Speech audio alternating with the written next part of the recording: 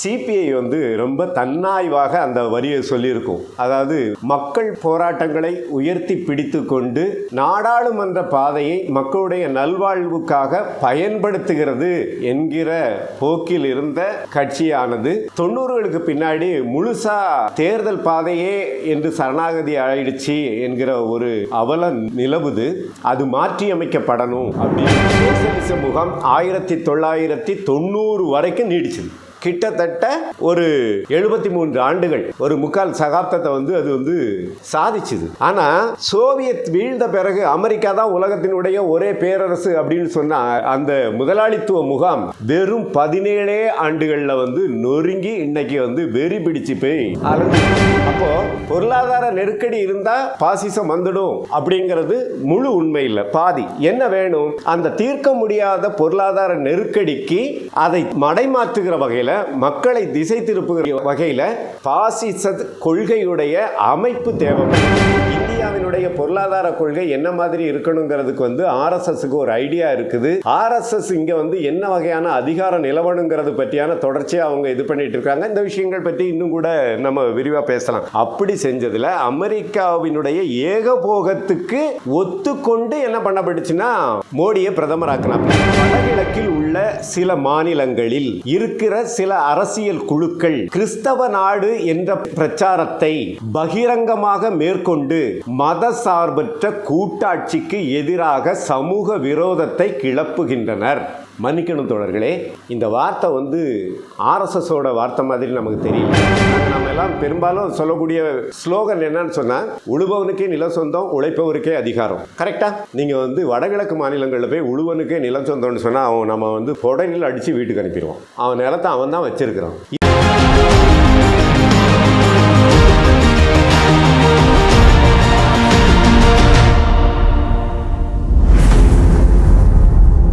தோழர்கள் எல்லாருக்கும் முதல்ல வணக்கம்.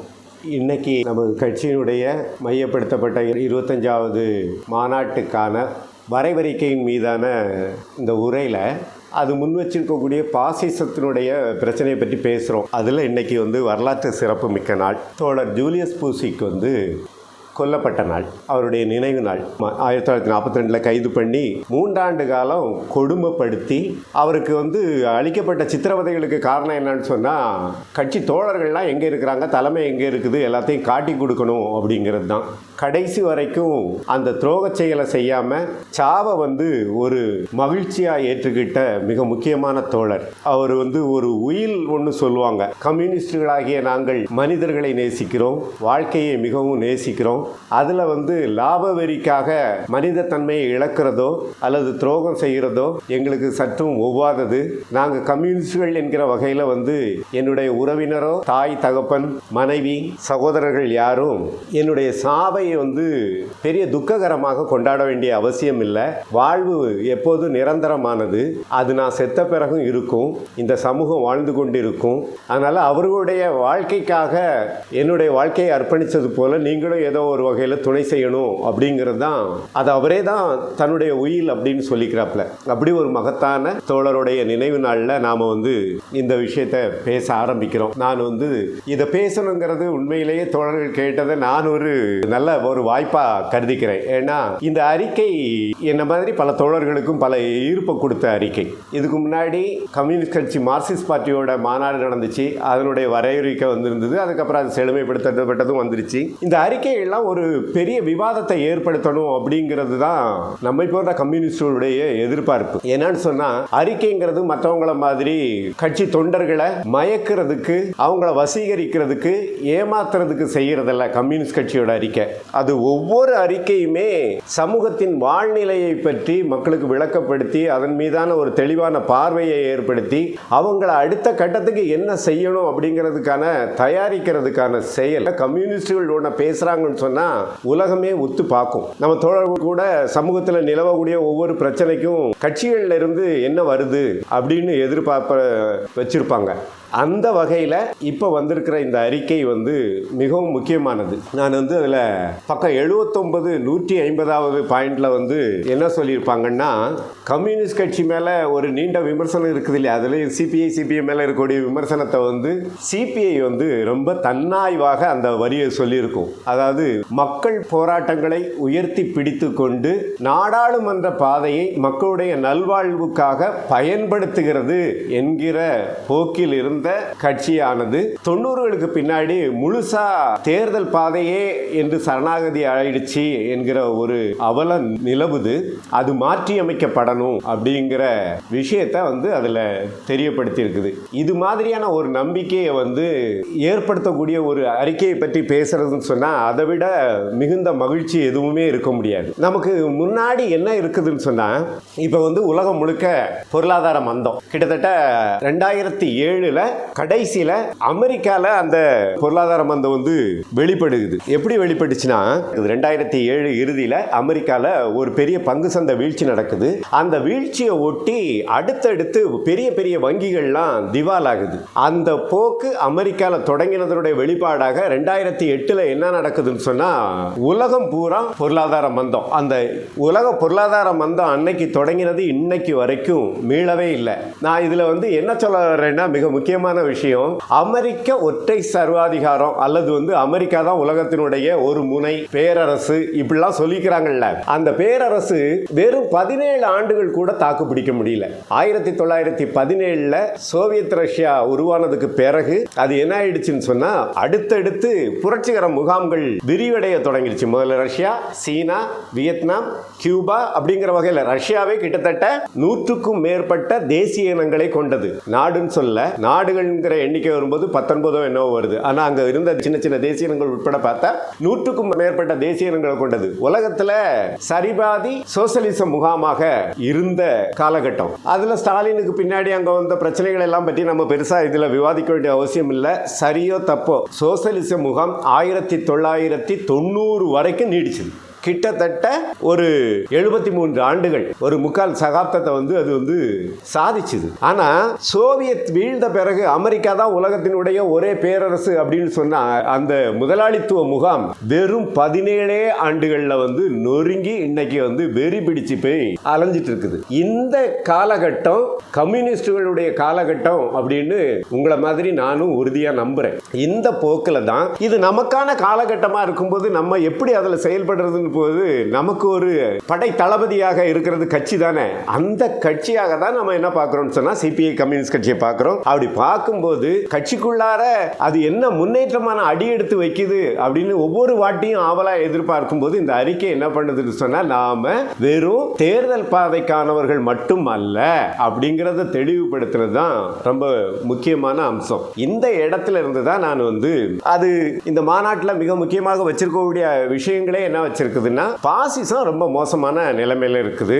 அது வந்து நாட்டினுடைய அனைத்து அம்சங்களையும் பாதிக்குது அப்படிங்கறத பற்றி ஒரு பெரிய பட்டியல் இருக்குதுன்னு வச்சுங்களேன். இந்த பாசிசத்தை பற்றி வெளியில இன்னும் பல கருத்துக்கள் இருக்குது. நம்முடைய சகோதர கட்சியான சிபிஎம் என்ன சொல்லுதுன்னா, அதை வந்து நவபாசிசம் அப்படிங்குது. நவபாசிசம் வந்துருச்சுன்னு சொல்ல, நவபாசிசத்தை நோக்கி நகர்ந்து கொண்டு இருக்குது அப்படின்றப்பல இன்னும் பல தோழர்கள், எம்எல்ஏ இயக்கம் சார்ந்த தோழர்கள், தனிநபர்களா இருந்தாலும் சரி, சிறு குழுக்கள்ல கூட விவாதம் என்ன இருக்குதுன்னு சொன்னா, பாசிசம் அப்படிங்கிறது என்னமா இருக்கும் அப்படின்னா, நாட்டில் ஜனநாயகத்துக்கான வாய்ப்புகளே இருக்காது.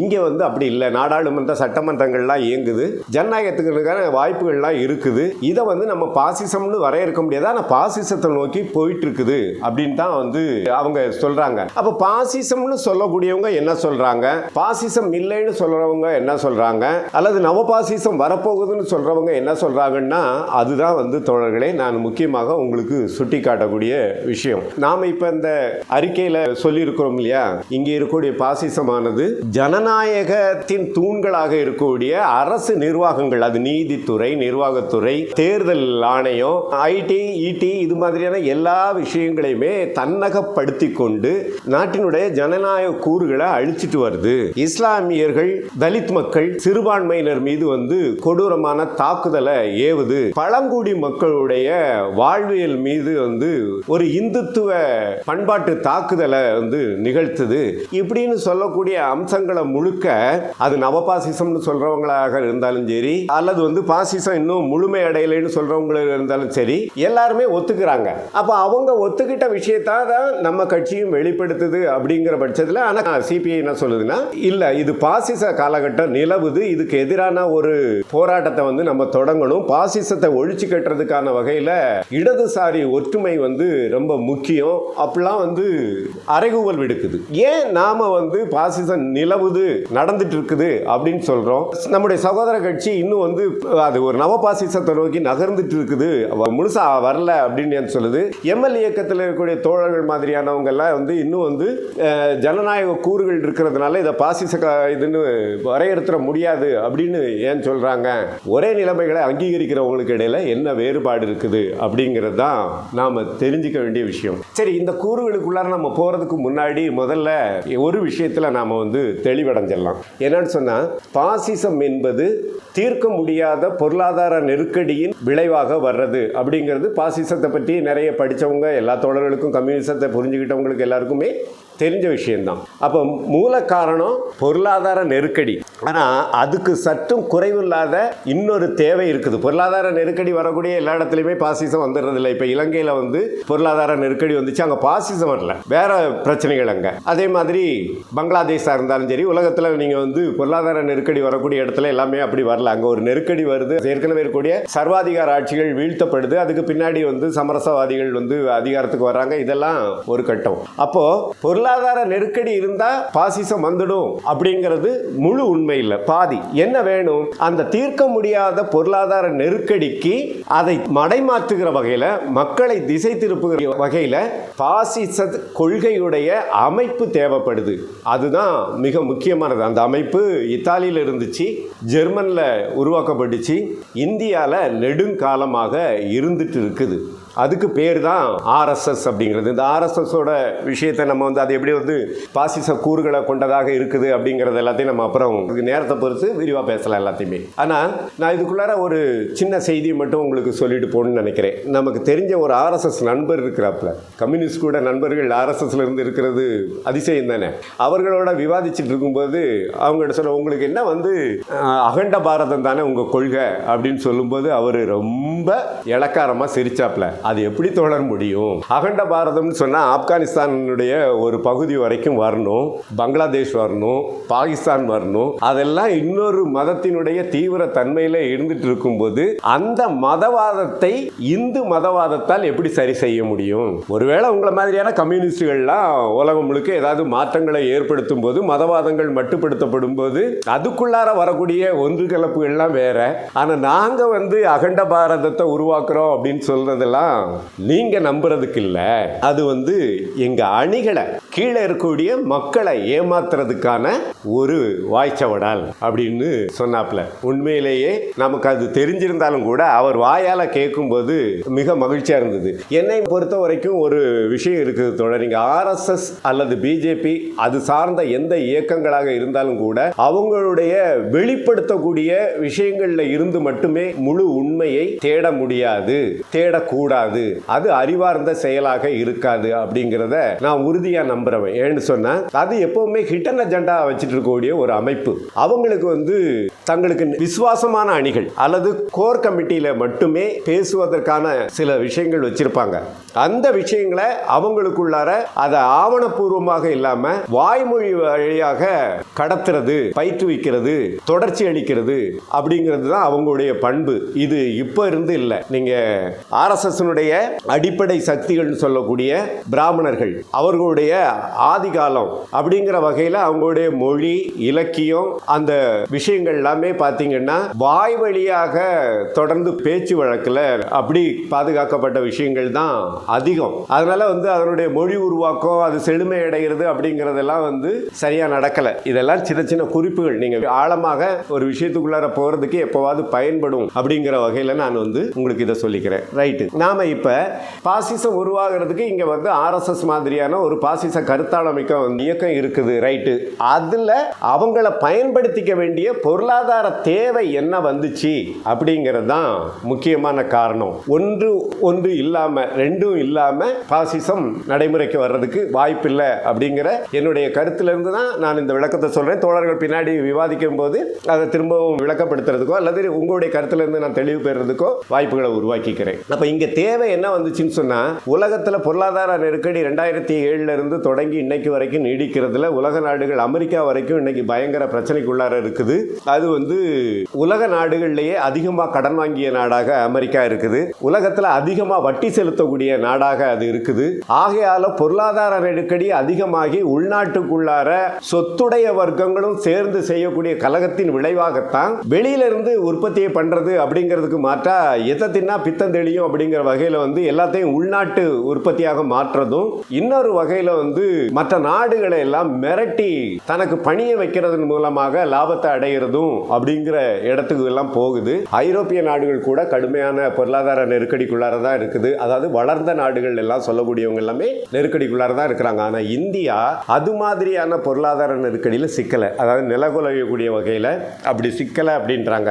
அதுக்கு காரணம் அரசினுடைய பொருளாதார கொள்கை இல்லை, இந்த மக்களுடைய பொருளாதார வாழ்க்கை. நீங்க கொரோனா பீரியட்ல கூட என்ன நடந்துச்சுன்னு சொன்னா, அரசாங்கம் பெருசா வந்து மக்களுக்கு உதவலை. ஆனா மக்கள் ஒரு சேமிப்பு வாழ்க்கையை பொருளாதார வாழ்க்கை முறையாக கொண்டுக்கிறவங்க, சின்ன சில்லறை காசு இருந்தா கூட வந்து கடுகுடப்பால போட்டு வைக்கக்கூடிய ஒரு பண்பாட்டு வாழ்க்கை முறைக்கு உடைய இந்த சமூகம் தன்னுடைய சேமிப்புல இருந்து அதிலிருந்து மீண்டு வந்தது மட்டும் இல்லாம பல நெருக்கடிகளை வந்து தீர்த்திருச்சு. இந்த சேமிப்பு சமூகத்தை செலவாளி சமூகமா மாத்தி கடனாளி சமூகமாக மாத்துறதுக்கு தான் இடையில நடந்த அந்த பணமதிப்பிழப்பு நடவடிக்கை. அது மூலமாக மக்களை வந்து ஆன்லைன் வர்த்தகத்துக்குள்ளார கொண்டு போய் கையிருப்புல வச்சு பார்த்து செலவு பண்றதுங்கிறத இல்லாமக்கி கணக்கு வழக்கு இல்லாம செலவு பண்றது, கடன் வாங்கி செலவு பண்றதுங்கிற இடத்துக்கெல்லாம் தள்ளிட்டாங்கிறதெல்லாம் வேற விஷயம். ஆனாலும் இன்னும் இந்த இந்தியா வந்து அந்த வளர்ந்த நாடுகளே கொண்டிருக்கக்கூடிய நெருக்கடியை அடையல அப்படிங்கிறது யதார்த்தம். இந்த நிலையில அப்ப உள்நாட்டு பொருளாதார நெருக்கடி இல்லாம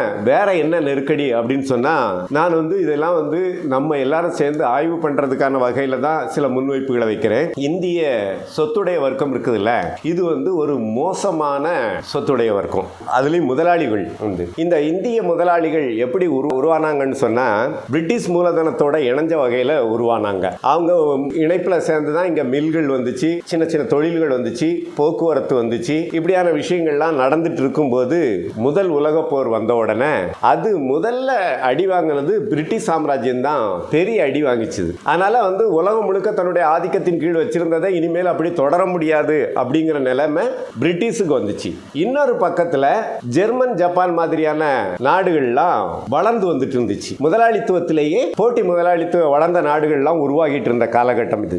இன்னொரு பக்கம் முதல் உலக போருக்கு பின்னாடி சோவியத் ரஷ்யா உருவாகி அது முதலாளித்துவ நெருக்கடியிலிருந்து தன்னை பாதுகாத்துக் கொள்றது மட்டும் இல்லாம பின்தங்கிய நாடுகள், ஒடுக்கப்படக்கூடிய நாடுகள், அந்த நாடுகளுக்கு எல்லாம் வந்து துணை நிற்கிறது, உதவிகள் செய்கிறது அப்படிங்கிற வகையை நோக்கி வேகமா வளர்ந்து. இந்த வளர்ச்சிங்கிறது என்னாச்சுன்னு சொன்னா, இந்திய முதலாளிகளுக்கு இனிமேல் வந்து பிரிட்டிஷ் அரசோட மட்டும்தான் இருந்து நம்ம சம்பாதிக்கணும்னு அவசியம் இல்லை, ஒருத்தங்களுக்கு கீழே மட்டும்தான் அடிமையா இருக்கணும்னு அவசியம் இல்லை, நம்ம பல பேரோட சேர்ந்த வகையில் நம்முடைய லாபத்தை வந்து அதிகப்படுத்திக்கலாம் அப்படிங்கிற நம்பிக்கையை கொடுத்துச்சு. அந்த நம்பிக்கை வந்த பிறகுதான் காங்கிரஸ்ல வெள்ளையனே வெளியேறு அப்படிங்கிற முழக்கமே பிறந்தது. அது வரைக்கும் வெள்ளையர்களை வெளியேற்றுறதுக்கு இல்ல, உள்ளுக்குள்ளார எவ்வளவு சீர்திருத்தம் பண்றது அப்படிங்கிறது தான் வேலையா இருந்துச்சு. கம்யூனிஸ்ட் கட்சி தான் பூரண சுதந்திரம் அப்படிங்கிற பேர்ல கட்சிகள் மீது தடை வர்ற நேரத்தில் அது காங்கிரஸுக்குள்ளார சுதந்திரத்துக்கான தீவிரமான போராட்டத்தை முன்னெடுத்துட்டு இருந்துச்சு. காங்கிரசுடைய தலைமை வந்து அது வரைக்கும் பிரிட்டிஷ் அரசாங்கத்தின் மூலமான சலுகைகளுக்கு மட்டும்தான் நின்றுட்டு இருந்துச்சு. இந்த சூழல்கள் எல்லாம் சேர்ந்து தான் அதை வந்து பிரிட்டிஷ் அரசாங்கத்தை எதிர்த்து கேட்கறதுக்கான வாய்ப்புகளை உருவாக்கிச்சது. உங்களுக்கு எல்லாருக்குமே தெரியும், சோவியத் ரஷ்யா வளர்ச்சி அடைஞ்சதுல வந்து மிக முக்கியமான அம்சம் அது தனக்கான 5 ஆண்டு திட்டங்களை உருவாக்கி கொண்டு முன்னேறிச்சு அப்படிங்கிறது. அதையெல்லாம் காப்பி அடிக்கிறது. அப்பவே இங்க வந்து கோரிக்கையெல்லாம் வந்துருச்சு. சுபாஷ் சந்திர போஸ் காலகட்டத்திலே காங்கிரஸ்ல தலைவராக இருக்கும் போது என்னவோ நான் இந்தியாவுக்கு 5 ஆண்டு கால திட்டம் எல்லாம் வேணும் அப்படின்ற கோரிக்கை எல்லாம் காங்கிரஸ் மாநாட்டில் எல்லாம் வைக்கப்பட்டுச்சு. இப்படி வந்து இந்திய ஆளும் வர்க்கத்துக்கு பல வாய்ப்புகள், இந்த வாய்ப்புகளை பயன்படுத்திக்கிறதுக்காக வச்ச கொள்கைக்கு கொள்கையின் பேர் தான் அணிசேரா கொள்கை. அணிசேரா கொள்கை வந்து நம்ம அந்த நாடுகள்லாம் உருவானது 1954 பிறகு ஏதோ மாதிரியான காலகட்டம் தான். உலக அளவில் அது ஒரு அணிசேரா கொள்கையுடைய நாடுகளுடைய கூட்டமைப்பு உருவாகுது. ஆனா இந்தியாவில் 1940களில் இருந்து நேரு வந்து அதை பேசுறாப்புல. சுதந்திரம் அடைகிறதுக்கு ஓராண்டுக்கு முன்னாடி 46, அப்பவும் வெள்ளை அரசாங்கத்தின் கீழே இருந்த இந்தியாவுக்குள்ளார நேரு தான் பிரதமர். அவர் என்ன சொல்றாருன்னு சொன்னா, நாம வந்து நம்முடைய அயலுறவு கொள்கை எப்படி வச்சுக்கிறோம்னு சொன்னா அணிசேரா கொள்கை தான் நம்முடைய கொள்கை. நம்முடைய இதை வந்து யாருக்கான அடிமையாகலாம் வச்சிருக்க முடியாது அப்படின்னு சொல்லிட்டு இது பண்ணியிருந்தாப்ல. இந்த வகையில் இந்திய முதலாளிகளுடைய லாபம் வந்து எப்பவுமே செல்வாக்குடையதாக தான் இருந்துச்சு. ஏன்னா வந்து பல முனை முதலாளித்துவ நாடுகள் இருந்துச்சு. இது எல்லாத்தையும் பேலன்ஸ் பண்ணக்கூடிய வகையில் சோவியத் ரஷ்யா இருந்துச்சு.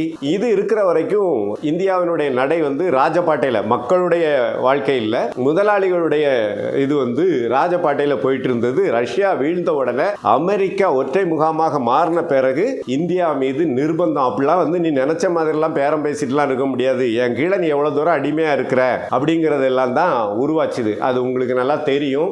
அந்த முறையில தான் அணுசக்தி ஒப்பந்தத்திலிருந்து, காட்டு ஒப்பந்தத்திலிருந்து பல்வேறு ஒப்பந்தங்கள் அமெரிக்காவின் கீழே நம்ம வந்து கையெழுத்து போட வேண்டிய நிலைமை வந்துச்சு. இப்பவும் கூட கடந்த ஆண்டு டெல்லியில வந்து இந்திய அமெரிக்க உறவு அப்படிங்கிற வகையில் ஒரு கான்ஃபரன்ஸ் நடத்துறாங்க. அது RSS-னுடைய அறிவு குழாம் தான் அந்த கான்ஃபரன்ஸுக்கு ஏற்பாடு பண்ணியிருந்தாப்ல. அதுல அமெரிக்கால இருந்து ஸ்டீவன் கோட்கின் அப்படிங்கிற ஒருத்தர் வந்திருந்தாரு.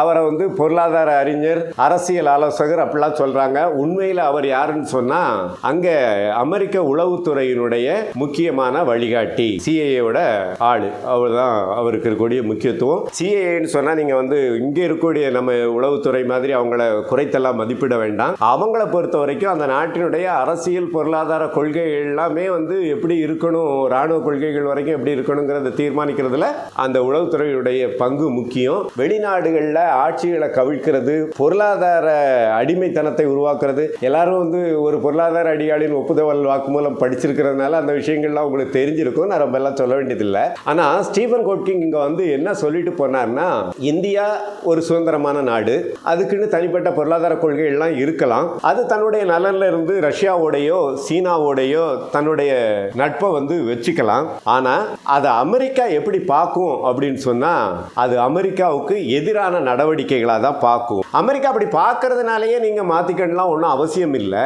ஆனா அப்படி நீங்க மாத்திக்கிற போது ஏற்கனவே அமெரிக்காவுக்கு எதிரான இந்த மாதிரி நடவடிக்கைகளில் ஈடுபட்ட வியட்நாமையும் ஜப்பானையும் நீங்க நினைவில் வச்சுக்கிறது நல்லது அப்படின்னு மிரட்டிட்டு போனாங்க. இதுதான் நம்ம நாட்டோட நிலைமை. அதுக்கு பின்னாடி நீங்க வந்து இங்க இந்திய பாகிஸ்தான் மோதல், அதுல நடந்த இது, அமெரிக்கால இருந்து நான் தான் இந்த போரை வந்து நிறுத்தினேன் அப்படிங்கிற சவடால், வரி விதிப்பு, அதை எதிர்கொள்ள முடியாத நிலை, இது எல்லாமே வந்து சிக்கலுக்குரியது. இந்த சிக்கலுக்குரியதுன்னு சொல்லும்போது இப்ப நம்ம என்ன பண்றோம்னு சொன்னா, ரஷ்யால இருந்து இந்திய நாடு கச்சா எண்ணெய் எல்லாம் வாங்குது. இன்னொரு பக்கத்துல தொழில்நுட்பம் உட்பட என்ன தேவைக்கு வேணாலும் பக்கத்துல சீனா இருக்குது, அதை பயன்படுத்திக்கலாங்கிற வாய்ப்பெல்லாம் இருக்குது.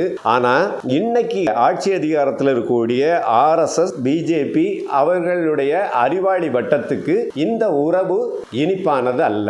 அப்புறம் இந்த உறவை இப்படி மேற்கொள்வோங்கிற பேர்ல RSS ஆட்சியை அடையவும் இல்லை. இதை வந்து நம்ம வந்து கவனத்தில் எடுத்துக்கணும். 2014 பிஜேபி வெற்றி பெறுது, மோடி வந்து பிரதமர் ஆகிறாரு. ஆனா மோடியை பிரதமராக்குற வேலை வந்து கிட்டத்தட்ட 2009 இருந்தே நடக்குது. அதுவும் அமெரிக்கா ஆதரவுல இருந்து தான் நடக்குது. இதை பற்றி நிறைய நாம எழுதியிருக்கிறோம். இங்க வந்து இந்த திட்டக்குழுவை மாற்றி நிதி ஆயோக் உருவாக்கின போது அதுக்கு முதல் துணைத் தலைவராக இருந்தவங்க, எப்பவுமே நிதி ஆயோக்குடைய நிரந்தர தலைவருங்கிறது நாட்டினுடைய பிரதமர், துணைத் தலைவர் அப்படிங்கிறவர் தான் வெளியிலிருந்து தேர்ந்தெடுக்கப்படுவார். அப்படி முதல் துணைத் தலைவராக வந்த அரவிந்த் பனகாரியா தான் மோடி இந்தியாவின் எதிர்காலம், உலகத்தின் நட்பு நாயகன் அப்படிங்கிற வகையில் பல பொருளாதார கட்டுரைகளை வந்து எழுதினாப்ல. அப்புறம் அந்த காலகட்டம் என்னன்னு சொன்னா, மோடி குஜராத் கலவரத்தை ஒட்டி அவர் ஒரு மனித விரோத சக்தியாக அறிவிக்கப்பட்டு அவருக்கு வந்து அமெரிக்கா வர்றதுக்கு தடையெல்லாம் விதிக்கப்பட்டிருந்த காலகட்டத்திலேயே அப்படி வந்து அங்க வந்து ஒரு லாபி வந்து நடந்துட்டு இருந்துச்சு. அதுக்கு பின்னாடி தான் நிறைய வேலைகள்லாம் செய்யப்படுது. இந்த பிரசாந்த் கிஷோர்லாம் வந்து அது பின்னால தான் வந்தாப்ல. அவர் ஏதோ வந்து அங்கிருந்து வரும்போதே தேர்தல் நிபுணராக வந்ததாகலாம் இல்லை. அவர் ஐநா சபையில் சுகாதார சார்ந்த ஏதோ ஒரு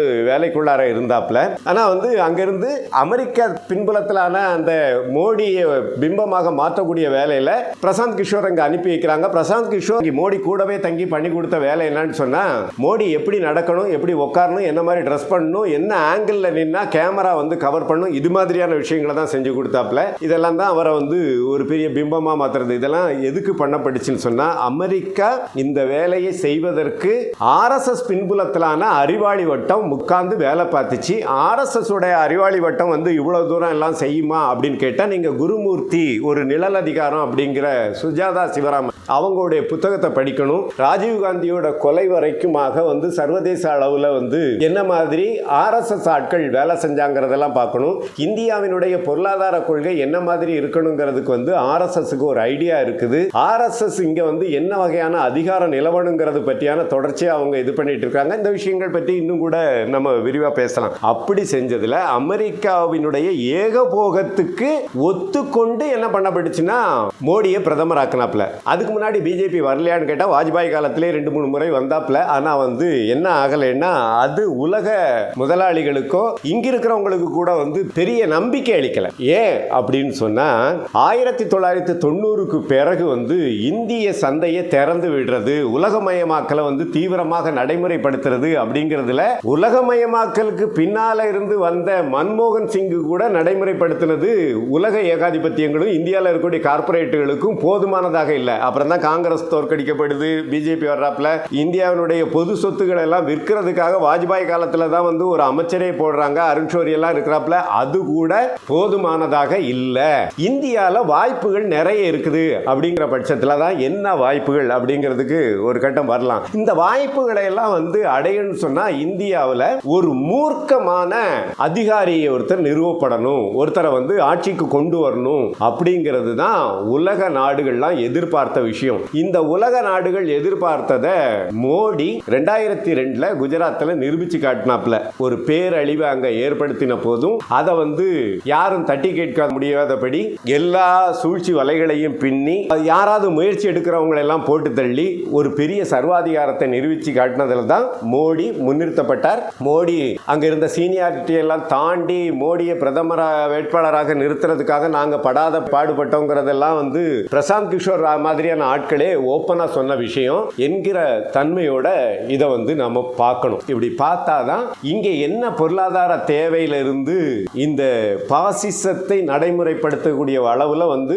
ஆர்எஸ்எஸ், பிஜேபி, மோடி வகையறாக்கள் இறக்கி விடப்பட்டாங்க அப்படிங்கிறத வந்து நாம புரிஞ்சுக்க முடியும். நம்ம இதை புரிஞ்சுக்கிறதுக்கு முன்னாடி இன்னொரு விஷயத்தை பார்த்துட்டு போனா பின்னாடி அந்த விளக்கத்தை கேட்கிறவங்களுக்கு உதவியா இருக்கும் என்கிற வகையில உன்னை சொல்லிடுறேன். அதாவது தோழர்களே, நாம என்ன சொல்றோம்னு சொன்னா, இங்கே வந்து அரசு நிறுவனங்கள், எந்திரங்கள், அந்த விஷயங்கள்லாம் வந்து பிஜேபிக்கு ஆதரவாக செயல்படுது. சிறுபான்மையினர் மேலே வந்து தாக்குதல் நடத்தாங்க, தலித்துகள் மேலே, பழங்குடிகள் மேலே வந்து பண்பாட்டு ஒடுக்குமுறைகள்லாம் நிகழ்த்தப்படுது, எதிர்கட்சிகள் செயல்பட முடியாத வகையில் வந்து இது பண்ணப்படுது. இப்படின்ற வகையில் வந்து வெறும் பண்பாட்டு நடவடிக்கைகளை அதிகமாக நாம் வந்து பேசிட்டு இருக்கிறோம். மற்றவங்க பேசும்போது என்ன பிரச்சனை ஆயிடுதுன்னா, ஒரு கொடூரமான தாக்குதல். இப்போ சொல்கிறாங்கல்ல, நம்ம எம்எல்ஏ இயக்கத்து தோழர்கள் மாதிரியானவங்கள அல்லது சிபிஎம் சொல்றது கூட இது இன்னும் முழுமையான பாசிசம் அடையல அப்படின்னு சொல்றவங்க கூட என்ன நினைக்கிறாங்கன்னா, ஜெர்மன் மாதிரி, இத்தாலி மாதிரி பெரிய மனித படுகொலைகள்லாம் நிகழல அப்படிங்கிறது தான் அதனுடைய சொல்லப்படாத அர்த்தம். இப்போ அப்படி நடக்கலையா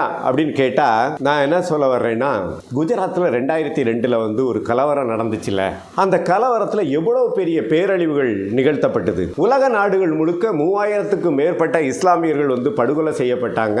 கர்ப்பிணி பெண்களுடைய வயித்தை கிழிச்சு வயிற்றுல இருந்து கருவான சிசுவை எடுத்து கொடூரமா குத்தி தீல தூக்கி வீசினாங்க. வயதானவர்கள், குழந்தைகள் எந்த பாரபட்சமும் இல்லாம பெண்களா இருந்தா பாலியல் வன்கொடுமைக்கு உள்ளாக்கப்பட்டாங்க. ஒரு முன்னாள் நாடாளுமன்ற உறுப்பினரே வந்து கொலை செய்யப்பட்டார். அவருடைய துணைவியார் வந்து நீதி கேட்டு நெடிய காலமாக நீதிமன்ற வாயில்களையும் காவல்துறையிலையும் படிக்கட்டில் ஏறி இறங்கினதுக்கு எந்த பலனும் இல்லாம போச்சுது. கொலைகாரர்கள்லாம் வந்து எளிதாக விடுவிக்கப்பட்டாங்க. இப்படி வந்து ஒரு பெரிய கோர தாண்டவம் அங்க ஆடப்பட்டது. அப்ப என்னவா பார்க்கப்பட்டுச்சு அப்படின்னு சொன்னா, இந்தியாவினுடைய ஒரு பகுதியில் அது நடந்துச்சு, இந்தியா முழுக்க அது இல்லை. இதுதான் அடிப்படை சிக்கல். சோழர்கள் கொஞ்சம் கவனமா பார்க்கணும். இந்தியாவினுடைய ஒரு பகுதியாக குஜராத்தை பார்க்கறதுக்கு மாறா நம்முடைய மார்க்சிய அடிப்படையில் அடிப்படையில், இயற்கையின் அடிப்படையில் கூட குஜராத் ஒரு தேசிய இனம், ஒரு தேசிய சமூகம். இது சோவியத் ரஷ்யா மாதிரி அல்லது தனித்த ஒரு தன்னாட்சி அதிகாரம் பெற்ற ஒரு நாடாக இருந்திருந்தா, தனித்த அரசியல் அதிகாரம் உடையதாக இருந்திருந்தா, கண்டிப்பாக அந்த இனப்படுகொலை என்ன பண்ணப்பட்டிருக்குன்னு சொன்னா ஒரு பாசிச நிகழ்வாக ஏற்றுக்கொள்ளப்பட்டிருக்கும். இங்க ஏற்றுக்கொள்ள முடியாம இருக்கிறதுக்கான சிக்கல் இந்தியாவினுடைய ஒரு பகுதியில் நடக்குதுங்கிற வகையில் பெரும்பான்மை பகுதியாக கருதி கொள்ளக்கூடியவர்களுக்கு அது இந்தியா முழுமைக்குமானது அல்ல, அது ஒரு கோரமானதல்ல, அது ஒரு பாசிசம் அல்ல அப்படிங்கிற ஒரு மனநிலை இங்க நிலவுது. இதை நான் மிக பெரிய ஆபத்தான சிக்கலாக பார்க்கிறேன். குஜராத் மட்டும் இல்ல, காஷ்மீர்லயும் இதுதான் நடந்துச்சு. குஜராத்ல ஒரு நாள் நடந்ததுங்கிறது காஷ்மீர்ல தினம் தினம் நடந்துச்சு. அது தொடர்ச்சியாக ஒரு அரச பயங்கரவாதத்தின் கீழ் வைக்கப்பட்டிருந்தது. அதனுடைய உரிமைகள் நசுக்கப்பட்ட, அதனுடைய சிறப்புரிமையா இருந்த 370 பிரிவை நீக்கிற வரைக்குமாக அது அங்க சொல்லொண்ணாத அடக்குமுறை தான் நிகழ்ந்தது. மக்களை கொல்றதுங்கிறது இயல்பா நடந்துட்டு இருந்துச்சு. ரத்த ஆறு ஓடிட்டு இருந்த ஒரு மண் தான். அது கிட்டத்தட்ட 80களுக்கு பிறகு ஒரு காலமும் அது அமைதியாக இருந்ததே இல்லை. ஆனா அந்த மனநிலை கூட நம்ம கிட்ட என்ன இருந்துச்சுன்னு சொன்னா, அது இந்தியாவின் ஒரு எல்லை பகுதியில், இந்தியா முழுக்க அது இல்ல. இன்னும் சொல்ல போனா அங்க இஸ்லாமிய தீவிரவாதிகள் ஏதோ பண்ணிட்டு இருக்கிறாங்க என்கிற வகை மட்டும் இல்லாம பொதுவான மக்கள் மத்தியில என்ன கருத்து இருந்துச்சுன்னு சொன்னா, எல்லையோரங்கள் எப்பவும் ராணுவ பிடிக்குள்ளார இருக்கணும், இந்த மாதிரி அரச பயங்கரவாதம் இருக்கிறது சரிதான் என்கிற மனநிலையை உருவாக்கி வச்சிருந்தது. அது மட்டும் இல்ல, இப்ப வடகிழக்கு முழுக்க நடக்கக்கூடிய பிரச்சனையும் அதுதான். மணிப்பூர் பிரச்சனை இருக்குது இல்லையா, கிட்டத்தட்ட 2 ஆண்டுகள் கடந்தும் கூட இன்னும் தீர்க்கப்படாத விஷயங்களா நடக்குது. அங்க பொது போக்குவரத்து பாதையிலேயே அரசு வாகனங்கள் போக முடியாத ஒரு நெருக்கடி இருக்குது. அரசு எச்சரிக்குது, பாதையை திறந்து விடணும் அப்படின்னு சொல்லிட்டு. அங்க இருக்கக்கூடிய போராளி குழுக்கள்லாம் என்ன சொல்றாங்கன்னு சொன்னா, பாதை எப்பவும் திறந்தாங்க இருக்குது, நீங்க தான் வர்றதில்ல அப்படின்னு சொல்றாங்க. ஒடுக்குமுறைக்குள்ளார போகக்கூடியவங்க அவங்க அதுக்கே உண்டான முறையில் எதிர்கொள்றாங்க. இப்படி தொடர்ச்சியா அங்க பிரச்சனை நடந்துட்டு இருக்குது. இதெல்லாம் ஏன் நாம யோசிக்கணும் அப்படின்னு சொல்லும்போது, பக்கம் 66 நம்முடைய அறிக்கையில பாயிண்ட் 124 வடகிழக்கு பிரச்சனைகள் மற்றும் மணிப்பூர் நெருக்கடி என்கிற தலைப்புல என்ன சொல்லப்படுதுன்னா, வடகிழக்கில் உள்ள சில மாநிலங்களில் இருக்கிற சில அரசியல் குழுக்கள் கிறிஸ்தவ நாடு என்ற பிரச்சாரத்தை பகிரங்கமாக மேற்கொண்டு மத சார்பற்ற கூட்டாட்சிக்கு எதிராக சமூக விரோதத்தை கிளப்புகின்றனர். மன்னிக்கணும் தோழர்களே, இந்த வார்த்தை ஆர்எஸ்எஸோட வார்த்தை மாதிரி நமக்கு தெரியலையா? ஆர்எஸ்எஸ் என்ன பண்ணிச்சுன்னா, தமிழ்நாட்டில் முதல்ல நடந்த கலவரம் மண்டக்காடு கலவரம். அந்த ஊரில் ஒரு பெரிய பொய்யை கிளப்பினாங்க. என்ன பண்ணாங்கன்னா, கன்னியாகுமரி மாவட்டத்தை கன்னிமேரி மாவட்டமாக கிறிஸ்தவர்கள் மாற்ற போகிறாங்க அப்படிங்கிற பொய்யில தான் அதை இது பண்ணாப்புல.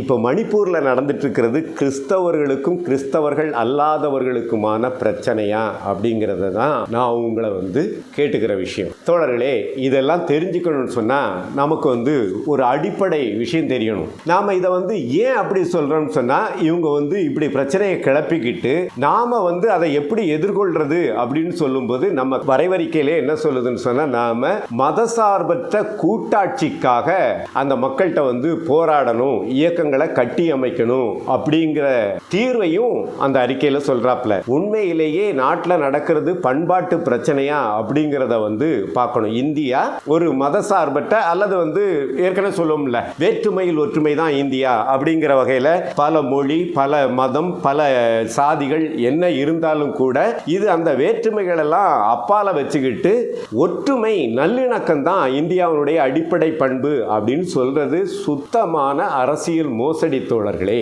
நீங்க அருள் கூர்ந்து என்ன பார்க்கணும்னு சொன்னா, இந்தியா அப்படியான ஒரு சமூகம் இல்லை. இப்பவும் கூட இந்த மத நல்லிணக்க கூட்டுக்குள்ளார கொண்டு வரணும்னு நம்ம சொல்லிட்டு இருக்கோம்ல, அப்படி ஒரு அதிகார அமைப்பு இங்க இல்லைங்க. என்ன இருக்குதுன்னா, இந்தியா 3 வகையான அதிகாரங்களை கொண்ட நாடாக இப்பவும் இருக்குது. இதுதான் உண்மை. ஒன்று பெருமுதலாளிகளுடைய கார்ப்பரேட் மூலதனத்தை ஏற்று காலாகாலமாக அடிமை வாழ்க்கை முறைக்குள்ளார வந்த, அதாவது நில உடைமை ஒடுக்குமுறை வரைக்கும் தன்னுடைய சொத்தெல்லாம் இழந்து அடிமைப்பட்ட வாழ்க்கை முறைக்குள்ளார போய் அப்புறம் மூலதன வாழ்க்கை முறைக்குள்ளார வந்த தமிழ்நாடு, கேரளா, கர்நாடகா, குஜராத், இது மாதிரியான அந்த வளர்ந்த மாநிலங்கள்லாம் சொல்றோம்ல, இந்த மாதிரி மாநிலங்கள்ல நிறுவப்பட்ட ஒரு இந்திய அதிகாரம் இருக்குது. இவையெல்லாம் மூலதன சுரண்டலுக்கு தங்களை பகிரங்கமாக ஒப்புக்கொண்டது. இந்த கார்ப்பரேட் வழியில தனியார் மயத்தின் ஊடாக உலகமயமாக்கலின் ஊடாகத்தான் முன்னேற முடியும் அப்படிங்கிறத ஏத்துக்கிட்ட சமூகங்கள், பெரிய அளவில் மக்கள். அதுதான் இயக்கங்கள், நம்ம சின்ன சின்னதாக ஏதாவது போராடலாம். அது இல்லாம இன்னொரு வகையான அதிகாரம் இருக்குது. அது எங்கே இருக்குதுன்னு சொன்னா அசாம், அருணாச்சல பிரதேசம், மணிப்பூர், மேகாலயா, மிசோரம், நாகாலாந்து, திரிபுரா, சிக்கிம், இந்த வடகிழக்கு மாநிலங்களான பழங்குடி சமூகங்கள்ட்ட இருக்குது. இந்த மாநிலங்களில் திரிபுரா தவிர மீதி இருக்கக்கூடிய மாநிலங்கள்லாம் இன்னும் முழுமையான அளவுக்கு தற்சார்பு வாழ்க்கை முறையை வச்சுக்கிறவங்க. இவங்க வெள்ளைக்காரர்கள் காலத்திலையும் வெள்ளையர்களுடைய அதிகாரத்துக்கும் அவர்களுடைய சுரண்டலுக்கும் உட்படாதவர்கள். எங்களுடைய தனித்த வாழ்க்கைக்காக நாங்கள் இருக்கிறோங்கிறதுக்காக இந்த பழங்குடியினங்கள் போராடின போராட்டத்தின் வரலாறு தான் இந்திய விடுதலை போராட்டத்தில் வீரமிக்க வரலாறு. கிட்டத்தட்ட 150க்கும் மேலான மிகப்பெரிய யுத்தங்களை அவங்க நடத்தியிருக்கிறாங்க. அவர்களுடைய வாரிசுகள் தான் பிர்சா முண்டா மாதிரியானவங்க. அவங்க அன்னைக்கும் இது பண்ணல. வெள்ளைக்காரர்கள் இந்தியாவுக்குள்ளார ஒரு இரட்டை ஆட்சி அதிகாரத்தை கொண்டு வரும்போது இந்த மாநிலங்களுக்கெல்லாம் அவன் என்ன பண்றான்னு சொன்னா அங்க தேர்தல் வேணாம் அப்படின்னு சொல்றான். ஏன்னு சொன்னா அந்த மக்களுக்கு அவங்களுக்கான நிர்வாக முறைகளை தேர்ந்தெடுத்து கொள்ளக்கூடிய பாரம்பரியமான தேர்தல் முறைகளும் அதிகாரங்களும் இருக்குது அப்படின்னு சொல்றாப்ல. வெள்ளையர் காலத்திலேயே அங்க போகணும், இந்தியர்கள் போகணும் அப்படின்னு சொன்னா இன்னர் பெர்மிட் அப்படிங்கிற ஒரு சிறப்பு கடவுச்சீட்டு வாங்கிட்டு தான் நீங்க அங்க போக முடியும்னு இருந்துச்சு. வெள்ளையர்களுக்கு பின்னாடி இந்திய அதிகாரத்துக்கு உள்ளார அவங்களை இணைச்சிக்கிற பட்சத்திலையும் அவங்க இந்த சுரண்டல் வாழ்க்கை முறைக்குள்ளார வரமாட்டோம் என்கிற வகையில 371 ஏலிருந்து இசட் வரைக்குமான சிறப்பு அதிகாரங்களை அவங்க வச்சிருக்கிறாங்க. அந்த மக்களுடைய வாழ்வாதாரங்கள் அனைத்தும் அவங்களுக்கே சொந்தம். நான் நிறைய இடத்துல சொல்லிக்கிறேன், தோழர்களுக்காக நினைவுபடுத்துறேன். அங்கே இருக்கக்கூடிய பழங்குடியின மக்களுக்கு நம்ம பயன்படுத்தக்கூடிய வன பாதுகாப்பு உரிமை சட்டம் செல்லுபடி ஆகாது. இந்த வன பாதுகாப்பு உரிமை சட்டங்கிறது என்ன சொல்லுது சொன்னா, காடு அரசாங்கத்துக்குடையது. இங்கே இருக்கக்கூடிய பழங்குடியின மக்கள் அதை பயன்படுத்திக்கலாம். அவங்களுக்கு பாரம்பரியமாக இருந்த சில உரிமைகளை அது வழங்குது. வழங்குறதுக்கு அந்த பழங்குடியின மக்களுக்கு மேல அரசாங்கம் நிக்குது. இந்த வடகிழக்கு மாநிலங்களில் இருக்கக்கூடிய பழங்குடி மக்கள் என்ன சொல்றாங்கன்னு சொன்னா, காடு எங்களுடையது, எனக்கு யாரா உரிமையை கொடுக்கிறது அப்படின்னு கேட்குறாங்க. அவங்க தங்களுடைய வாழ்வாதாரத்தை தீர்மானிக்கிறதுலையும் அங்கேயும் என்ன பண்ணுதுன்னு சொன்னா, சமதள பகுதிகள் இந்திய விரிவாதிக்கத்தினுடைய உற்பத்தி முறைக்குள்ளார படிப்படியாக வந்து கொண்டிருக்கக்கூடிய சமதள பகுதிகளும் இருக்குது. இப்போ மணிப்பூரை எடுத்துக்கிட்டீங்கன்னா மொய்த்தி வாழக்கூடிய பகுதி இருக்குது இல்லையா, அந்த பகுதிகளும் இருக்குது. இப்படி இந்த வாழ்வாதார முறைக்குள்ளார சுரண்டல் வாழ்க்கை முறைக்குள்ளார வந்தவங்க அரசினுடைய ஆசா பாசங்களுக்காக அவங்க ஈடுபட்டு, இப்ப நாம உலகமயமத்த தனியார் மயக்கமாக்கல விட்டா வேற என்ன தீர்வு அப்படின்னு இங்க பெரும்பாலானவங்க கேட்கறாங்கல்ல. அதே மாதிரி அரசினுடைய இந்த பொருளாதார கொள்கையை விட்டா வேற என்ன, இது இவ்வளவு நிலத்தையும் வச்சுட்டு பழங்குடியினங்கள் எல்லாத்தையும் அவங்க சொந்தமா அனுபவிச்சுட்டு இருக்கிறாங்க அப்படிங்கிற கருத்தியில் இருந்து அங்க மோதல், அங்க மத மோதல்கள்லாம் இல்ல. புரியுதுங்களா? இப்போ ஒண்ணு, அப்போ இன்னும் இந்த சுரண்டல் உற்பத்தி முறைக்குள்ளார வராத இந்தியாவினுடைய பகுதிகள் இருக்குங்கிறத உங்களால நம்ப முடியலைன்னா யதார்த்தத்தை போய் பாருங்க. இது ஒரு பிரச்சனை, அது ஒரு தனி அதிகார பகுதி. இதை தாண்டி ஜார்க்கண்ட், சத்தீஸ்கர், உத்தரகாண்ட், உத்தரப்பிரதேசம், ஒடிசா, ராஜஸ்தான், மத்திய பிரதேசம், மகாராஷ்டிரா, ஆந்திரா, தெலுங்கானா மாதிரியான மத்திய இந்தியா இருக்குது, மத்திய கிழக்கு இந்தியா, இந்த இந்தியாவில் இருக்கக்கூடிய பெரும்பான்மை பழங்குடியினங்கள் இருக்குது பாருங்க, அவங்களுக்கும் சிறப்பு சட்டம் இருக்குது. அவங்களுடைய வாழ்வாதார பகுதிகளுக்குள்ளார அது இரட்டை ஆட்சி நடக்குது. ஒன்று மாநில அரசு அதிகாரம் இருக்கும், இன்னொன்று பழங்குடியினங்களுடைய அதிகாரம் இருக்கும். ஒரே சமூகத்துக்குள்ளார ரெண்டு அதிகாரம். பழங்குடியின மக்களுடைய உரிமைக்காக போராடிட்டு இருக்கக்கூடிய தோழர் பிஜாய் மாதிரியான ஆட்கள் தெளிவா நிறைய விஷயங்கள் பேசிட்டு இருக்கிறாப்ல. இந்த பகுதிகளில் அவங்க கூட என்ன வச்சிருக்கிறாங்கன்னா, அவங்களுக்கும் இந்த வன பாதுகாப்பு உரிமை சட்டம் எல்லாம் செல்லாது. அந்த வனம் அவங்களுக்கு உண்டானது. ஆனா வடகிழக்கு மாநிலங்கள்ல மாதிரி இருக்கக்கூடிய முழு உரிமை இல்லை. அந்த முழு உரிமைக்காகத்தான் இங்க போராடிட்டு இருக்கிறாங்க. அந்த போராட்டத்தை தான் யார் பண்றாங்கன்னு சொன்னா மாவோயிஸ்டுகள் போய் கூட நின்று போராடி அங்கே அமைப்பு கட்டிட்டு இருக்கிறாங்கன்னு வச்சுங்களேன். இப்படி 3 இந்தியா இருக்குதுங்க. பிரச்சனை என்ன இருக்குதுன்னா, இந்த பழங்குடி இனங்கள் மத்தியில் தான் செல்வங்கள் குவிஞ்சு கிடக்குது. இன்னைக்கு உலகத்தில் சொல்லப்படுதுல அரிய வகை கனிமங்கள் அப்படிங்கிறதெல்லாம் அங்கே தான் இருக்குது. இந்த பழங்குடி இனங்கள் வாழக்கூடிய பகுதிகளை முழுக்க இந்திய பொருளாதார நலனுக்கு கொண்டு வரணுங்கிறதுக்கான போராட்டம் கிட்டத்தட்ட 25 ஆண்டுகளுக்கு மேலே நடந்துட்டு இருக்குது. மத்திய அரசு சமீபத்தில் ஒரு சட்டத்தை கொண்டு வந்திருக்குது. எல்லையில இருந்து 100 கிலோமீட்டர் அளவில் இருக்கக்கூடிய எந்த இடங்களாக இருந்தாலும் சரி, நிலங்களாக இருந்தாலும் சரி, வளங்களாக இருந்தாலும் சரி, அது மத்திய அரசினுடைய பாதுகாப்பு மற்றும் பொருளாதார நலன்களுக்காக பயன்படுத்திக்கலாம் அப்படின்னு ஒரு சட்டத்தை கொண்டு வந்திருக்குது. அது இன்னும் முழுமையாக இது பண்ணிக்கப்படல. அதுக்கு எதிரான போராட்டம் தான் வடகிழக்கில் நடந்துட்டு இருக்குது. நீங்கள் 100 கிலோமீட்டர் எல்லையோரத்தில் இருந்து அரசு தன்னுடைய நலனுக்கு எடுத்துக்குதுன்னு சொன்னால் வடகிழக்கு மாநிலங்களே இருக்காது. அதனுடைய அளவே 100 கிலோமீட்டர் சுற்றளவுக்குள்ளார தான் இருக்கும். இந்த பிரச்சனை தான் பிரச்சனை. இந்த இந்திய அதிகாரத்துக்குள்ளார வராத இந்த பகுதிகளையும் பேரளவில் இந்த சுரண்டல் வாழ்க்கையை ஏற்றுக்கிட்டாலும் கூட இங்கே இருக்கக்கூடிய சில தனித்தன்மைகளை பாதுகாத்துக்கிறது, முழுசாக மத்தியில் எல்லா அதிகாரத்தையும் ஒப்படைக்க முடியாத அளவில் மாநில உரிமையை பேசிக்கிட்டு இருக்கக்கூடிய இந்த அரைகுறை முதலாளித்துவ ஜனநாயகத்தையும் ஒழிச்சு கட்டிட்டு ஒரே நாடு ஒரே அதிகாரம் என்பது தான் உலக மூலதனமும் இந்திய மூலதனமும் வச்சிட்டு இருக்கிற கோரிக்கை. இந்த கோரிக்கையை நிறைவேற்றுவதற்கு தான் ஒரு பாசிச கட்சி அவசியப்பட்டுச்சு.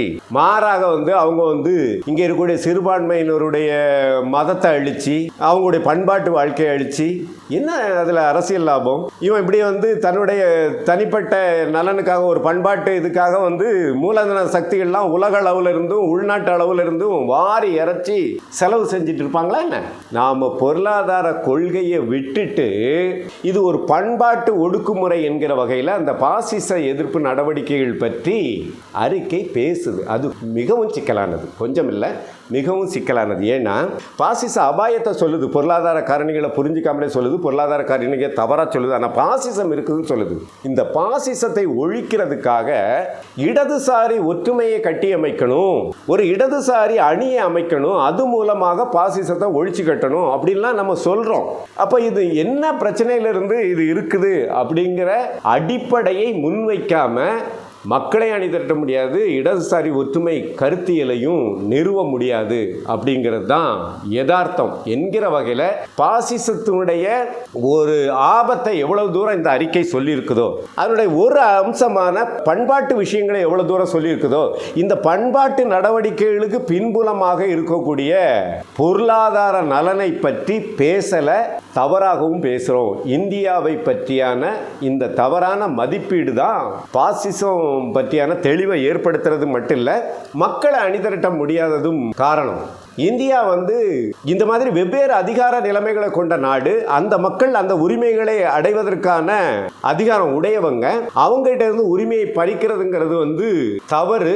அந்த ஒடுக்குமுறை நிகழ்ந்தா நாம எதிராக இருக்கணும் அப்படிங்கிற வகையில் மக்களை தயாரிக்காத பட்சத்தில் நாம் அதெல்லாம் செய்யவே முடியாதுங்கிறத தோழர்கள் உணர்ந்துக்கணும் அப்படின்னு கேட்டுக்கிறேன். ஒரு விஷயம் நமக்கு தெரியும், நம்ம நெருங்கிய தோழர்கள்லாம் கூட எப்பவும் சொல்லிட்டு இருப்பாங்க, நம்ம இந்தியாவில் வளர்ச்சியடைந்த மாநிலங்கள், தமிழ்நாடு இந்தியாவுடைய நலனுக்காக நிறைய உழைச்சி கொட்டுது, இங்கே இருக்கக்கூடிய வரியெல்லாம் அள்ளிட்டு போகிறாங்க, எடுத்துகிட்டு போய் வடக்க இருக்கக்கூடியவங்களுக்கெல்லாம் கொடுக்குறாங்க அப்படின்னு சொல்லும்போது கரெக்டு தான். நம்மகிட்ட இருந்து ஒரு வகையில் கொள்ளையடிக்கிறாங்க தான். ஆனால் நாமளும் பிறரிடமிருந்து கொள்ளையடிக்கிறோம். இந்த தமிழ்நாட்டில் நடக்கக்கூடிய எல்லா கட்டுமானங்களுக்கு பின்னாலையும் தொழில்நுட்பங்களுக்கு பின்னாடியும் ஜார்க்கண்ட் சத்தீஸ்கரில் இருக்கக்கூடிய இரும்பு, உருக்கு முதலான உலோகங்கள் இருக்குது. அந்த மக்களுடைய கனிம வளங்களை கொள்ளையடிக்கக்கூடிய போக்கு இருக்குது. அந்த மக்களுடைய வாழ்வாதாரத்தை சுரண்டி தான் இந்திய அரசு மூலமாக நாம் வளர்ந்துட்டு இருக்கிறோம். நம்ம வரியை மற்றவங்க கொள்ளையடிக்கிறது எவ்வளவு தவறுன்னு நாம உணர்கிறோமோ, அதே மாதிரி நாம மற்றவர்களுடைய வாழ்வாதாரங்களை சுரண்டிதான் உயர்கிறோம், வளர்கிறோம் அப்படிங்கிறதையும் சொல்லப்படணும். இந்த பொருளாதார வேறுபாடுகள் எல்லாம் சொல்லாததுனால ஒரே அரசியல் குழப்பம் நடக்குது. அதான் பிரச்சனை. மாவோயிஸ்டுகள்னா என்னன்னு புரிஞ்சுக்க முடியாது, மணிப்பூர், நாகாலாந்து, அசாம் மாதிரியான போராளிகள்னா என்னன்னு புரிஞ்சுக்க முடியாது, அந்த நாட்டு மக்களுடைய கோரிக்கை என்னன்னு புரிஞ்சுக்க முடியாது. ஒரு சாதாரண விஷயத்துக்காக கேட்கிறேன், இருக்கிறவங்க எல்லாம் கம்யூனிஸ்ட் தோழர்கள் தான் இருக்கிறாங்க. நம்ம எல்லாம் பெரும்பாலும் சொல்லக்கூடிய ஸ்லோகன் என்னன்னு சொன்னா, உழுபவனுக்கே நிலம் சொந்தம், உழைப்பவருக்கே அதிகாரம். கரெக்டா? நீங்க வடகிழக்கு மாநிலங்களில் போய் உழுவனுக்கே நிலம் சொந்தம்னு சொன்னா அவன் நம்ம பொடையில் அடிச்சு வீட்டுக்கு அனுப்பிடுவான். அவன் நிலத்தை அவன் தான் வச்சிருக்கிறான். இந்தியாவினுடைய மூன்றில் ஒரு பாகமாக இருக்கக்கூடிய மக்களுடைய அரசியல் கோரிக்கையே நம்ம விளங்கிக்காத, அதுக்கான திட்டமைக்காத, அவனுடைய அரசியல் முடிவுகளை அங்கீகரிக்காத வகையில் நாம நிலைப்பாடுகள்லையும் சமூக கண்ணோட்டத்திலையும் சிக்கலாக இருக்கிறோம் அப்படிங்கிறத பார்க்கணுங்கிறத கோரிக்கை வச்சிருக்கிறேன். ஒன்று. இன்னொரு விஷயத்த சொல்லிடுறேன். நீங்கள் ஆர்எஸ்எஸ் அதனுடைய பிஜேபி அந்த பாசிச தன்மையே உங்களுக்கு புரிஞ்சுக்கணும் அப்படின்னு சொன்னால், ஆர்எஸ்எஸ் ஒரு மிக மோசமான அரசியல் இயக்கம். அது ஏன் உருவாக்கப்பட்டுச்சு அப்படிங்கிறதே ரொம்ப முக்கியத்துவம் உடையது.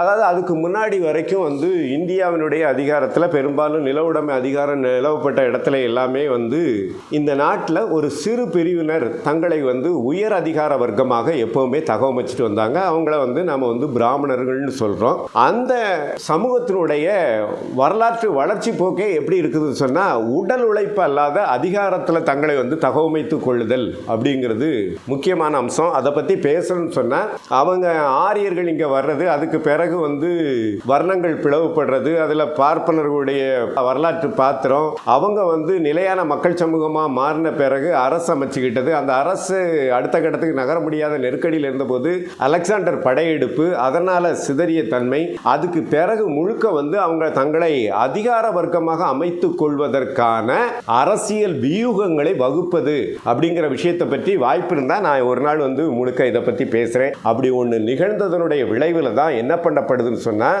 தோழர்கள் ஈவு இரக்கம் இல்லாமல் இந்த விஷயத்தை பரிசீலிங்க. இப்போ ஆர்எஸ்எஸ்க்கு பின்னாடி பேசக்கூடிய மத அம்சங்களை ஆர்எஸ்எஸ்க்கு முன்னாடி பிராமணர்கள் எங்கேயுமே பேசுனதே இல்லை. அவங்க அரசியல் செஞ்சாங்க.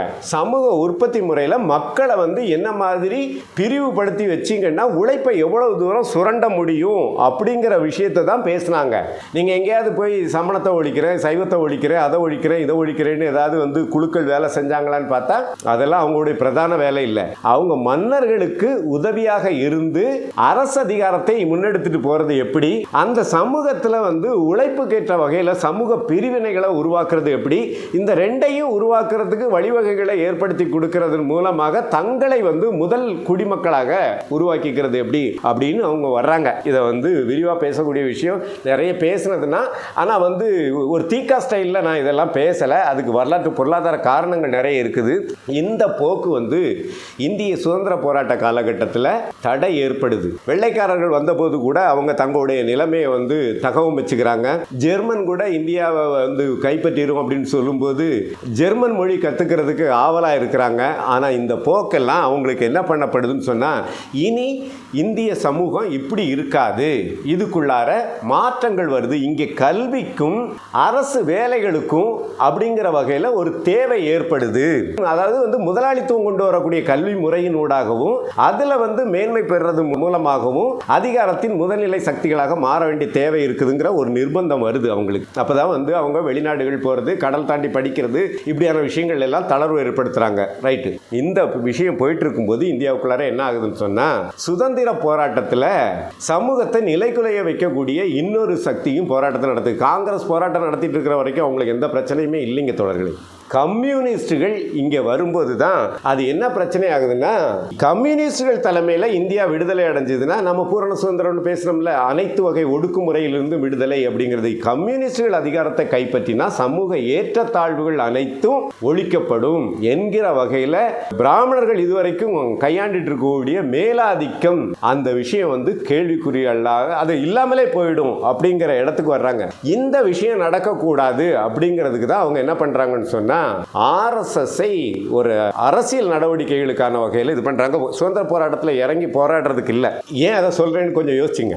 அதாவது ஆர்எஸ்எஸ் முதல்ல ஒரு குழுவை கட்டுறாங்க, அதுக்கப்புறம் ஆயுதப்படை கட்டுறாங்க. கிட்டத்தட்ட 1933லையும் 34லையும் அவங்க ஒரு குறிப்பிட்ட பகுதிகளில் மட்டும் பார்த்தீங்கன்னா 37,000 பேரை என்னவோ ஆயுத பயிற்சி அளித்தவர்களாக உருவாக்கிட்டாங்க. அப்படிலாம் சொல்றாப்ல. ஆயுத பயிற்சி ஒன்று தேவை இருக்குதுன்னு சொன்னா என்ன பண்ணணும்னா, ஒன்று வெள்ளைக்காரன் கூட நின்று மக்களை நசுக்கணும், அல்லது மக்களோட நின்று வெள்ளைக்காரன் கூட சண்டை போடணும். அந்த ஆளுங்க அதெல்லாம் ஒன்றுமே செய்யலை. தேவைப்படும் போது அவங்க என்ன சொல்கிறாங்கன்னா, வெள்ளைக்காரர்களுக்கு நாங்கள் உதவி செய்கிறோம் அப்படின்னு லிமிட்டில் தான் இருக்கிறாங்க. ஆனால் அதையெல்லாம் செய்யாத பட்சத்தில் என்ன பண்ணுறாங்கன்னு சொன்னால், உலக நாடுகளில் இந்த கம்யூனிச எதிர்ப்பு அல்லது சமூக மாற்ற எதிர்ப்பு இருக்கக்கூடிய நாடுகள்ங்கிற வகையில் ஜெர்மனையும் இத்தாலியையும் தேர்ந்தெடுத்து போய் அங்கே படிப்பினைகளை தொகுத்துட்டு வர்றாங்க. ஒரு சமூக மாற்றம் கம்யூனிஸ்ட் கம்யூனிஸ்டுகளின் தலைமையின் கீழ் நடந்திருந்தால் நிச்சயமாக இவங்க தங்களுடைய ஆயுத நடவடிக்கைகளின் மூலமாக தங்களுடைய உலக தழுவிய நட்பு சக்திகள் மூலமாக ஒரு எதிர்ப்புரட்சிக்கு தயாராக இருந்திருப்பாங்க. அப்படிங்கிறத தாண்டி அன்னைக்கு அவங்களுடைய செயல் திட்டம் வேற எதுவுமே கிடையாது. அவங்களுடைய அரசியல் செயல்பாடு, இராணுவ செயல்பாடு, அதனுடைய தேவை அப்படிங்கிறதெல்லாம் ஆய்வு பண்ணுறவங்க இதை தான் வலியுறுத்துகிறாங்க. சரியா? இது ஒன்று. சரி, ரைட்டு. 47 என்ன ஆகலைன்னா அவங்க பயந்த மாதிரி அதெல்லாம் நடக்கலை. இங்கே சுரண்டல் உத்தரவாதப்படுத்தப்படுது. அதுக்கு பின்னாடி அவங்க என்ன பண்ணுறாங்கன்னு சொன்னால் கல்விக்கு முக்கியத்துவம் அளிக்கிறதும், கல்வியில் தங்களுடைய சக்திகளை மேலாண்மையிலே கொண்டு வர்றதுக்கான வகையில் படிப்படியாக கல்வி நிறுவனங்களை உருவாக்குறது, கல்வி நிறுவனங்களில் உருவாகி வரக்கூடியவங்களை உயர்ந்த பதவிகளுக்கு கொண்டு போய் சேர்க்கிறது, அதிகாரத்தில் தங்களுடைய பிடியை வச்சுக்கிட்டு இங்கேருந்து தயாரித்து கொண்டு வரக்கூடியவங்களெல்லாம் அங்கே கொண்டு போய் மேலே பொறுத்துறது. அப்படி இன்னைக்கு நம்ம சொல்கிறோம்ல, நீதிமன்றம், தேர்தல் ஆணையம், இடி, ஐடி எல்லாமே அவங்க கட்டுப்பாட்டுக்குள்ளார போயிடுச்சுன்ட்டு இது ரொம்ப நாளாக ஆயிடுச்சுங்க. அவங்க தான் முழுக்க ஆக்கிரமிச்சிட்டு இருக்கிறாங்க. அது அம்பலமாக முழுக்க இதாக வெளிப்படுத்த வேண்டிய தேவை இவ்வளோ நாளும் வரல, இப்போ வந்துருச்சு. ஆனாலும் அவங்க எல்லாரும் இறங்கி நின்று அடிக்கிறாங்க. இந்த அறிவுத்துறை சார்ந்த அதிகார வர்க்கத்தின் முதல்நிலை சார்ந்த விஷயத்தில் அவங்க எப்போவுமே கவனமாக இருக்கிறாங்க. இங்கே இந்த மாதிரி விஷயங்களை செய்கிறது மட்டும் இல்லாமல் உலக தழுவிய அளவில் இந்தியாவினுடைய பொருளாதார அரசியல் விஷயங்களை தீர்மானிக்கிறதுக்கான வகையில் பல்வேறு அறிவு குழுக்களை, அதை என்ன சொல்றாங்கன்னா திங்க் டேங்க்னு சொல்றாங்க, அப்படி நிறைய குழுக்களை உருவாக்கி வச்சிருக்கிறாங்க. இந்த குழு ஐரோப்பாலையும் அமெரிக்காவிலையும் பலமாக செயல்படுது. முழுக்க முழுக்க இவங்களுடைய அதிகார மேலாண்மை நீடிக்கணும், சமூக தன்மையில மேலாதிக்க வர்க்கமாகவே எப்பவும் இருக்கணும் அப்படிங்கிற அவங்களோட வெறித்தனமான அமைப்பு, அரசியல் நடவடிக்கைகள் எல்லாம் எதை வலியுறுத்துது அல்லது எதை தகவமைக்குது அப்படின்னு பார்த்தீங்கன்னா, மேலாதிக்கத்தில் அவங்க இருக்கணும்னா கீழ்நிலைகள் இருக்கணும். இது யதார்த்தம். இந்த விஷயத்தில் மக்களை பிளவுபடுத்துறதும் அடிமைப்படுத்துறதும் அது மூலமாக சுரண்டலுக்கு சேவகம் செய்யறதுங்கிற வகையில் ஆர்எஸ்எஸ் ஒரு கைத்தேர்ந்த வரலாற்று ரீதியான அமைப்பு. அது இயல்பாகவே பாசிச தன்மையுடைய அமைப்பு. அதனால பிஜேபி பாசிசத்தை நிறைவேற்றுறதுக்கு அவ்வளவு வெறியாட்டம் போடுது. நம்ம ஆளுங்க எல்லாம் சொல்றாங்க, காங்கிரஸ் அடக்குமுறை பண்ணா அது பாசிசமாகாதா, இங்கே திமுக கூட அதிகார அத்துமீறல் எல்லாம் பண்ணும்போது இது பாசிசத்துக்குள்ளார வராதா? இதெல்லாம் அரசியலை ரொம்ப கொச்சைப்படுத்துறது. ஒரு கட்சி, ஒரு இயக்கம் தன்னுடைய அரசியல் இலக்காகவும் அதனுடைய அதிகாரத்துவ மேலாண்மையாகவும் என்ன வழிமுறைகளை வச்சிருக்குது அப்படிங்கிறதே தெரியாம எல்லாத்தையும் சகட்டு மேனிக்கு போட்டு குழப்பி முக்கியத்துவம் இல்லாம செய்யற போக்குகள்லாம் அரசியலை ரொம்ப பின்தங்கிய நிலையில கொண்டு போய் வச்சிருச்சு. அதுல நாம இன்னைக்கு என்ன நிலைமையில இருக்கிறோம்னு சொன்னா, இந்திய அளவில் ஆனாலும் சரி, தமிழ்நாட்டில் ஆனாலும் சரி, ஒரு அரசியல் தெளிவு ஏற்படுத்துறதன் மூலமாக ஒரு முற்போக்கு பாத்திரத்தை வளர்ச்சி பெற வேண்டிய அடிப்படை நிலைமையில இருக்கிறோம். தமிழ்நாட்டை எடுத்துக்கிட்டீங்கன்னா, அதிமுக நடக்கக்கூடிய அந்த கேலி கூத்துகள், மதிமுக நடக்கக்கூடிய அந்த சர்வாதிகாரம், பாமக இருக்கக்கூடிய ரொம்ப மட்டமான குழப்பங்கள், இது எல்லாமே மக்களை பாதிக்கக்கூடிய நடவடிக்கைகள். ஒரு சுரண்டலை ஏத்துக்கிட்டு அதுக்குள்ளார தகவமைச்சுக்கிறதுக்காக போராடிட்டு இருக்கக்கூடிய மக்களை தீர்வு காண முடியாத அளவில் குழப்பத்துக்கும் சிக்கலுக்கும் ஆளாக்கக்கூடிய விஷயங்கள், இதெல்லாம் எதிர்கொள்ளக்கூடிய கம்யூனிஸ்ட் கட்சி எல்லாவற்றையும் தெளிவாக முன்வைக்க வேணும். அப்படிங்கிறது தான் அது இலக்கை அடைவதற்கான ஒரே வழி. மறுக்கப்பட முடியாத ஆதாரங்களோட, அறிவியல் பூர்வமான உண்மைகளோட பேசுகிறது தான் கம்யூனிஸ்டுடைய கடமை, இயல்பு என்கிற வகையில் இந்த அறிக்கை முக்கால் பாகம் தன்னுடைய இலக்கை முன் வச்சிருக்குது.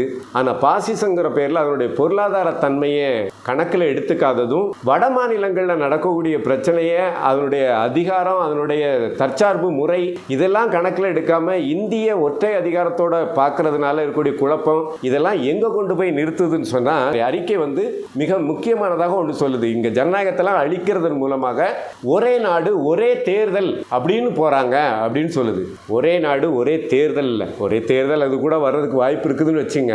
ஆனா அதனுடைய இலக்கு என்னன்னா, ஒரே நாடு ஒரே அதிகாரம், கார்ப்பரேட் ஒற்றை சர்வாதிகாரம். கலாச்சாரம். அதுக்கு தான் பிரச்சனை நடக்குது. அதுதான் மாநில உரிமைகளையும் பறிக்குது, பழங்குடியினங்களுடைய தற்சார்பு அரசுரிமைகளையும் பறிக்குது. அதை மறைக்கிறதுக்காக மக்கள் மத்தியில் மதம் மாதிரியான விஷயங்களை கிளப்பி விட்டுட்டு இருக்குது. இதை கவனத்தில் எடுக்கணும். நாம் இவ்வளவு தூரம் பேசக்கூடிய இந்த விஷயங்கள்லாம் கட்சிக்கும் போய் சேரணும். ரொம்ப முக்கியமான விஷயங்களை பேசுகிறோம். ரொம்ப ஆரோக்கியமான வகையில் தோழர்கள்லாம் முனைப்பெடுத்து செயல்படுறீங்க. இது நல்ல முறையில் போய் சேரணும். நன்றி.